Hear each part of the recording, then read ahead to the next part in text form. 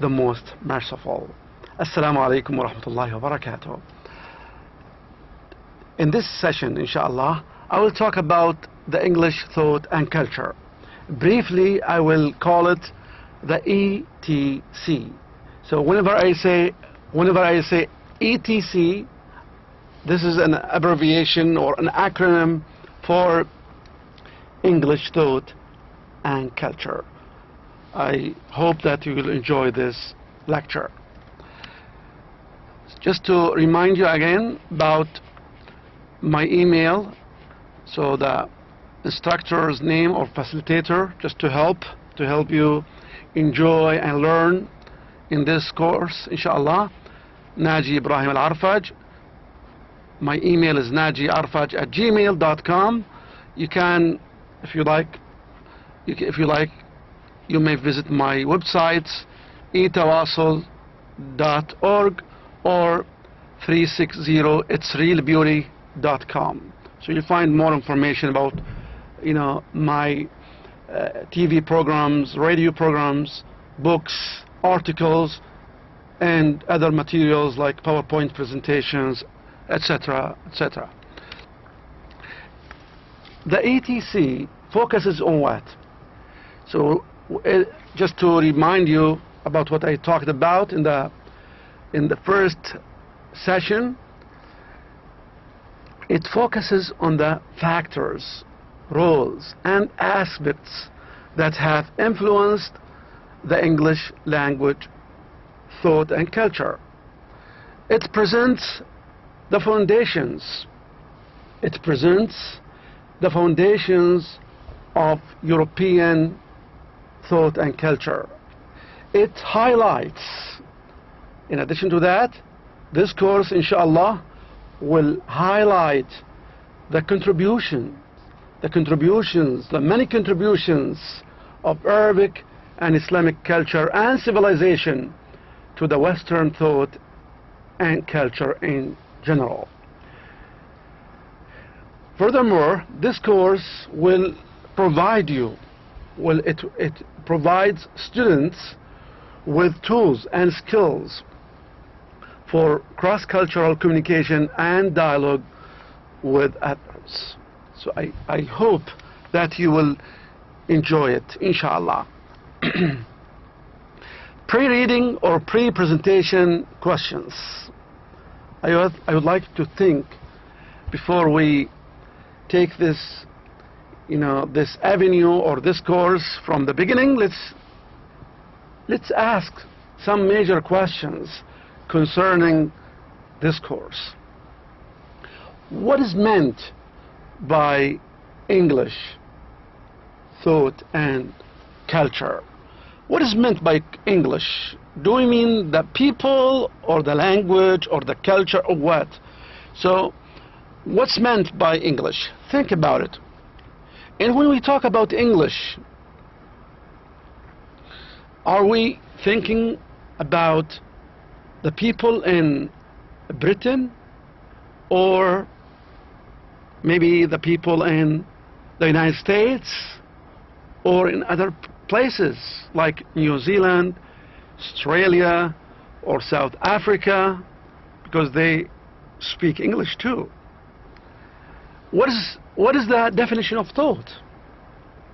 What is thought? When you think or you have a thought about something, what is the meaning? What is the definition of thought? What is the definition of culture? So what is culture? This is another important thing to discover more about the meaning of culture. What are some of the main factors? What are some of the main foundations or aspects influencing the English thought and culture, or we can say the ETC? What do you want to learn in this class? What do you want? What do you want to get from this class? Is it just to get a good grade and pass, or you want to learn how to understand those people, how to have a good communication, good dialogue with them.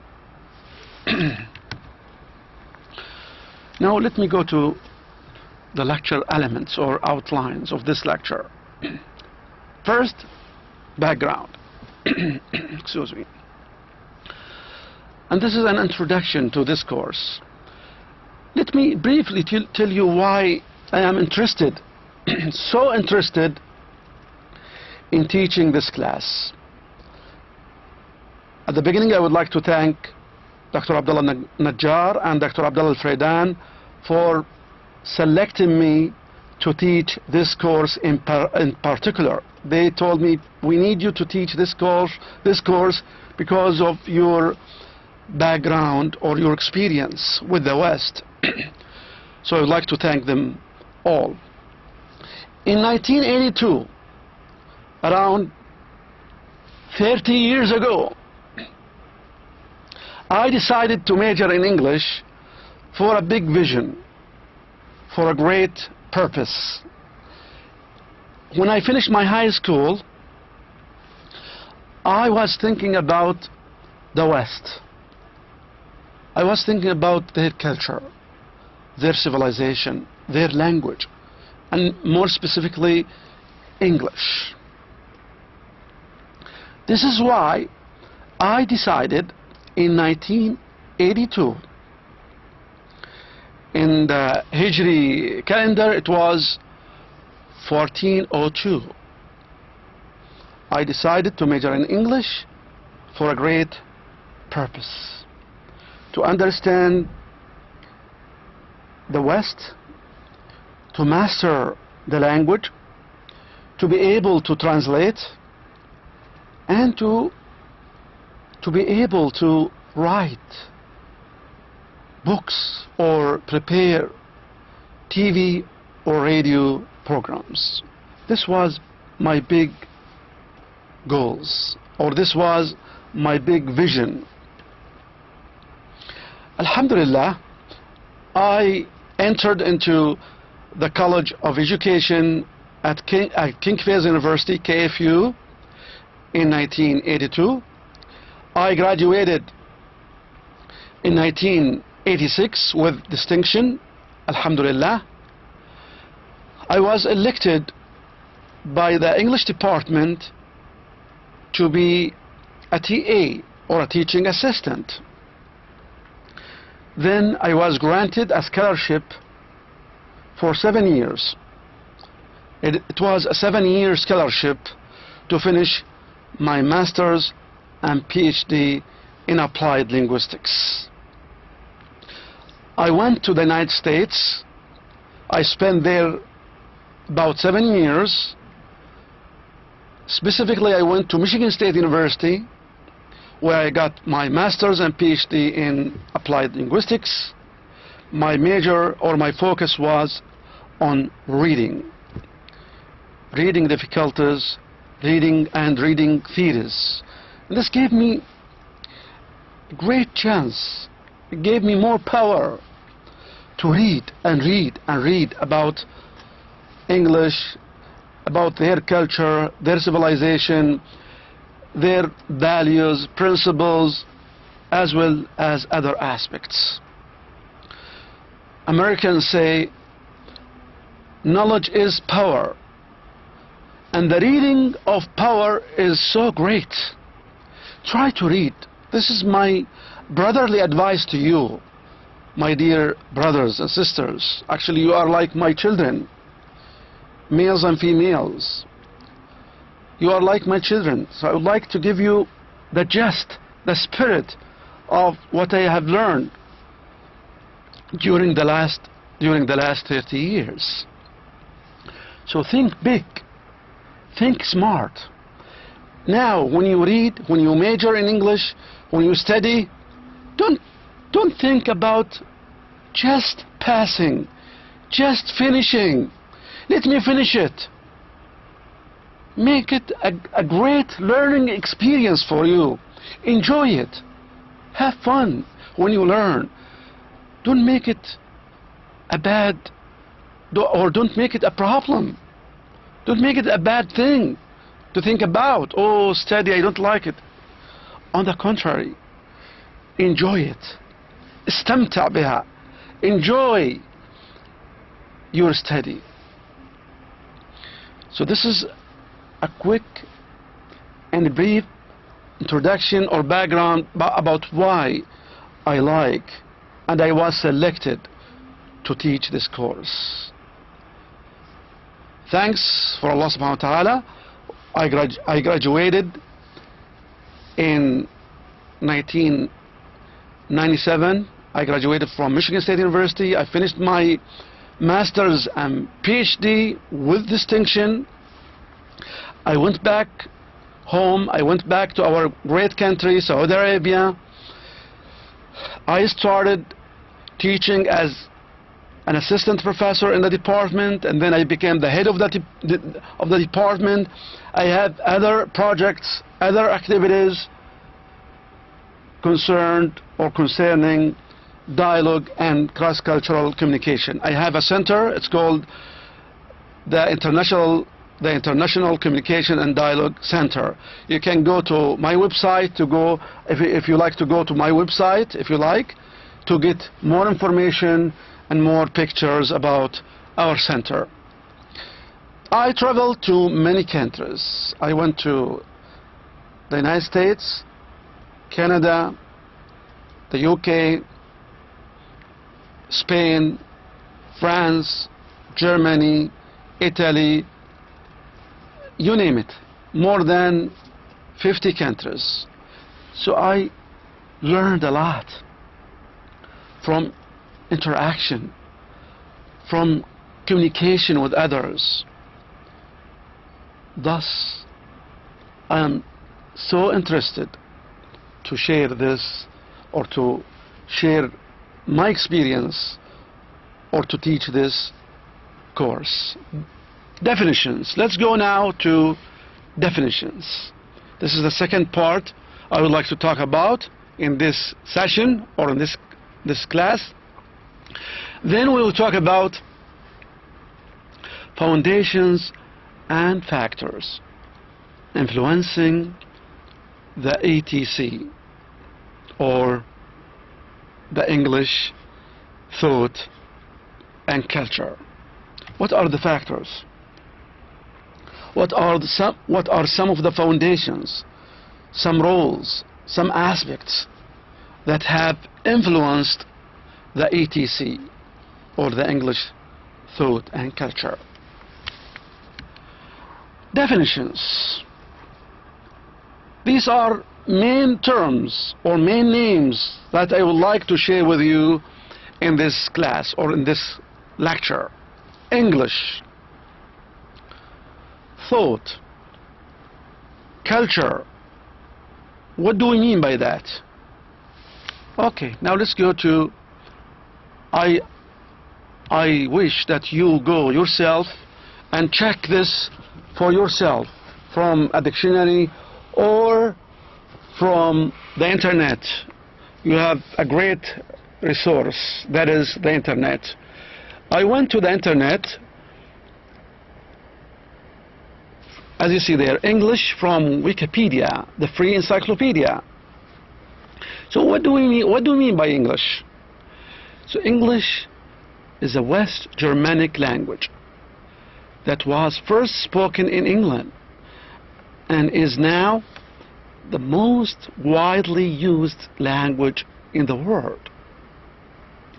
It is spoken as a first language by a majority of the inhabitants of several nations, including United Kingdom, the United States, Canada, Australia, Ireland, New Zealand, and by the way, also as I told you, in South Africa. I have been to South Africa. They speak English too. We have also a number of Caribbean nations. It is the third most common native language in the world, after Chinese and Spanish. It is widely learned as a second language, and this is what we go through. You and I, we use English as a foreign or a second language. It's widely used in the world as a second or a foreign language.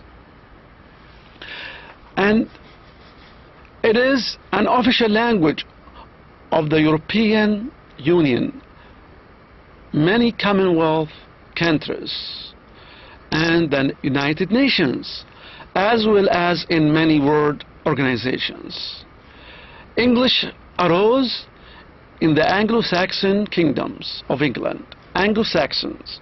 Anglo-Saxon, we will talk more about the history and the origin of English in upcoming, inshallah, upcoming lecture. So English arose in the Anglo-Saxon kingdoms of England and what is now southeast Scotland. So I would love that you, my dear students, go and search. Go to the internet. Use some references. Try to know more about English. What is meant by English? So I will just shed some light. I cannot explain everything. As I mentioned before at the beginning, that I am here as a facilitator, to facilitate, to help, to make it easy. And a lecturer at university or a professor is not like, high school or middle school to be, or to teach every single thing. Professors or lecturers at universities, generally speaking, and this is what we have learned when we were in the United States or other countries, that they do not explain every single item or every single point. This is the life of universities. You have to go. You have to go and search, study, and look for more information. Broaden your mind. Knowledge is power. Don't just limit yourself to what the teacher or what the professor says. Knowledge is power. Learn, read, study, investigate, search. You'll be so knowledgeable in the field of your study. Just don't be just at a very low or a very shallow level. Try your best to acquire as much knowledge as you can. Knowledge is what? Knowledge is power. How about thought? Thought generally refers to any mental or intellectual activity involving an individual's subjective consciousness. Thought. What is thought? When you think, I am thinking now. I'm thinking about, for example, culture. I am thinking about my future, your future. I'm thinking about, let's say, my kids, my children. I might think about my wife. So thinking. What is thinking? What is thought in general? Or it's in Arabic we call it al-fikr. Al-fikr. It's a comprehensive, a broad concept. It can refer either to the act. It can refer to the act of thinking or the resulting ideas.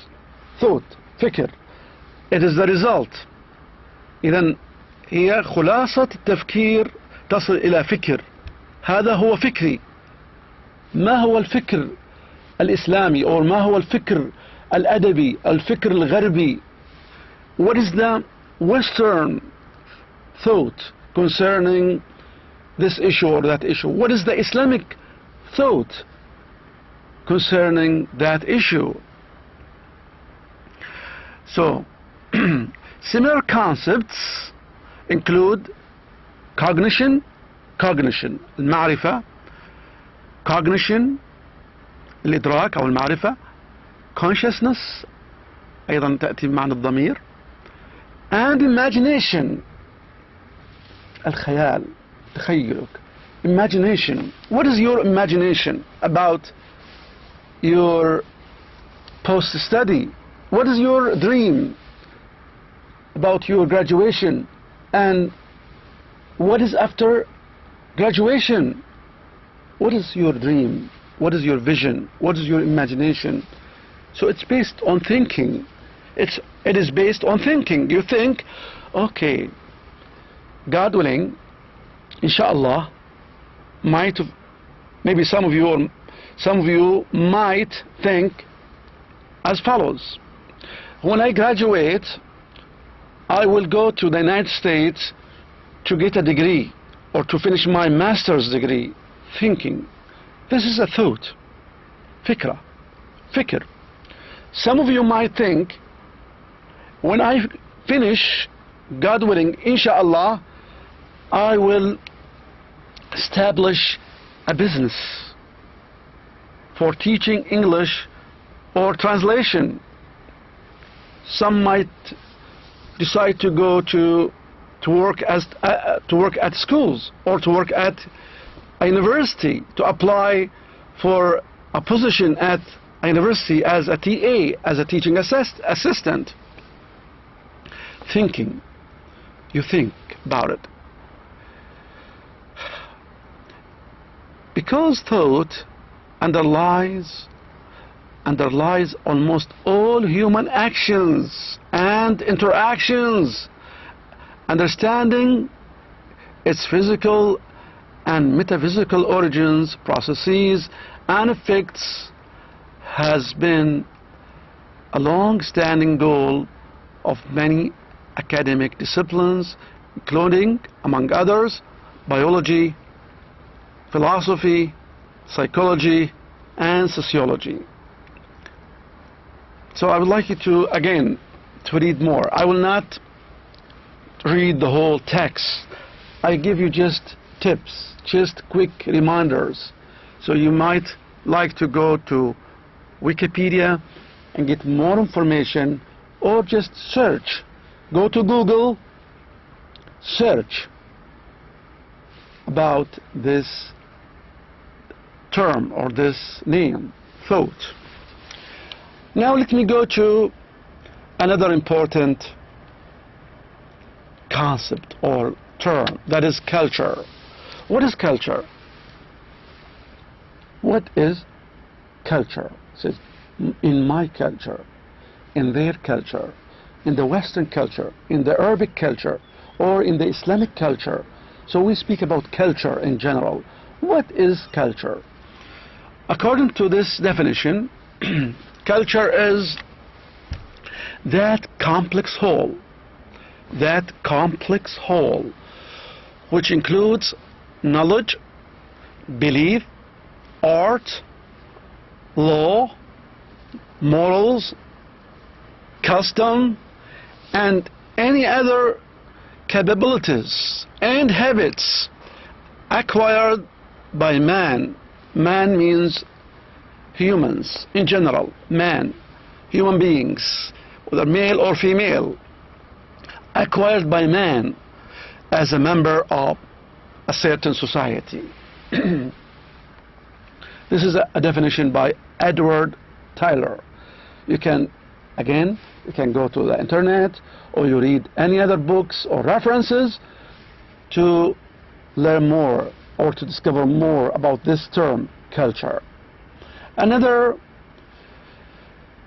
explanation or another term, another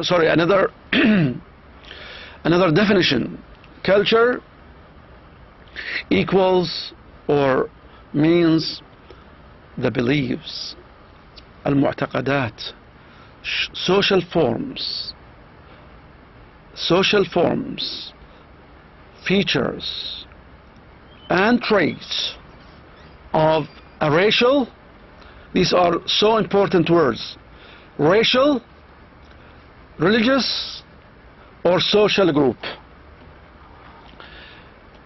So we are talking about the culture in general reflects the culture in general reflects the beliefs, the social norms or forms, norms, another word, norms, اتجاهات, forms, أشكال, features and traits, خصائص وسمات of a racial, religious or social group.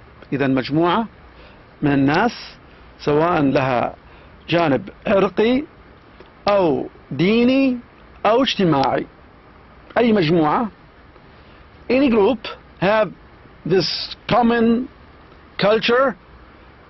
They have, say, we have Arabic culture, Islamic culture, Western culture. This is a broad concept of culture.